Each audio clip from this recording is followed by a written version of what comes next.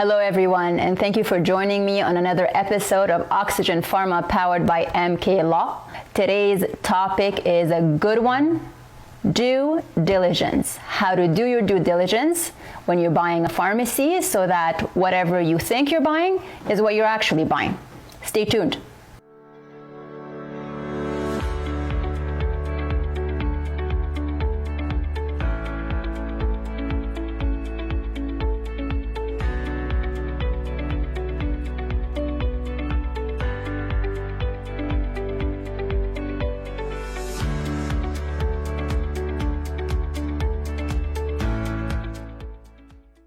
The idea for our episode today was suggested by Mr. Shadi Mikhail.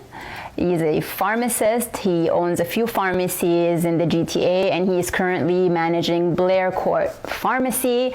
Thank you, Shadi. We love getting the input of the pharmacists and of our viewers.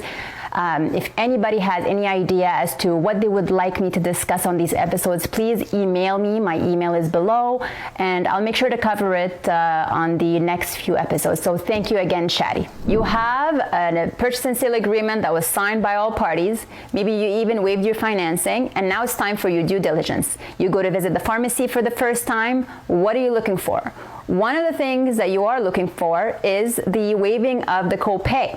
Is it happening at the pharmacy software level? You ask the vendor, even if the vendor does indicate to you that yes, they do all their copay waivers and on the pharmacy software level, you should do your own due diligence. If it is indeed in the pharmacy software, then it will be reflected in the sales reports of the pharmacy. If it is happening at the cash register level, then it will not be reflected in the sales reports. At this point, you're going to have to do your own due diligence. You're going to have to see how the pharmacist is managing the pharmacy and look into prescription drawers and see for yourself how they're handling the waiving of the copay.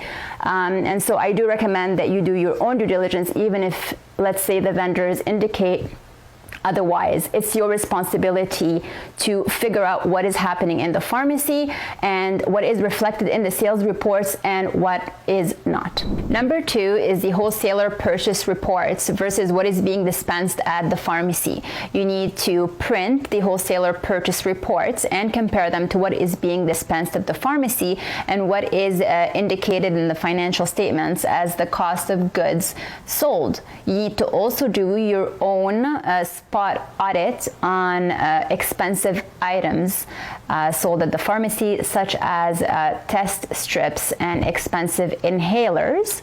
And if there is a huge difference or a big difference between the wholesaler reports and what is being dispensed, this may be a sign of fraudulent billing. Number 3, bank statements. You should be asking for 1 year of bank statements of the pharmacy and comparing them with the financial statements of the pharmacy. You need to be looking at the generic revenue or the expenses that are indicated in the financial statements and see if they match with the bank statements. If they match, good. If they don't match, you need to do more due diligence and find out why. Number 4, physician's reports. Does the pharmacy have one top prescriber or a few? Where are these doctors located? Are some of them retiring? This is important information that you should know. Number 5, generic purchase reports. You need to compare them to what you expect the generic revenue would be for such a pharmacy and what the vendor is indicating in his reports.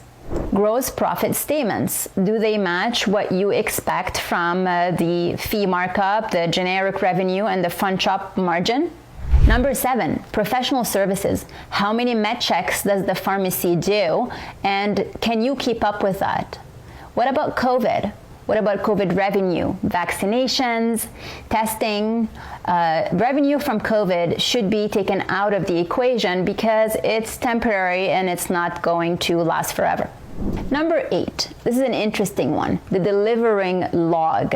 You need to look and see if the patients of the pharmacy, do they come from far just for this pharmacist? What kind of relationship does the pharmacist have with the patients? Is it a very close relationship? Do they come from all parts of the city or to see this pharmacist particularly? If so, these patients will just not be attending your pharmacy after you purchase. So you do have to be a little bit mindful of this and figure out what role does this particular pharmacist play in having all this volume of patients at the pharmacy. Number 9 are blister packs. At what frequency are blister packs being billed? You just have to make sure that the frequency that the blister packs are being billed is the same frequency that they're being given out to patients. And the last point is to just examine the leasehold improvements and fixtures to make sure they're in good condition. And if they're not, you have to figure out how much that's going to cost you. You also should look at your surroundings and figure out whether there's another pharmacy that's opening nearby, any developments, residential developments, is your landlord planning any developments or demolition, which brings me to your lease. Of course, you have to review your lease, and we're going to discuss this in more detail in another episode. But of course, you should make sure your lease term is at the very least of 10 years. Make sure that the usage of the premises is what you want. Do you want it to just be a pharmacy or a pharmacy and medical clinic? That should be indicated in there. Is there a demolition clause? And if so, after how many years can the demolition clause be exercised? And this concludes our episode. Thank you so much for tuning in. And if you do have any questions, comments, please do not hesitate to email me at mkeriakos@pharmacistlawyers.ca, and I will see you next time.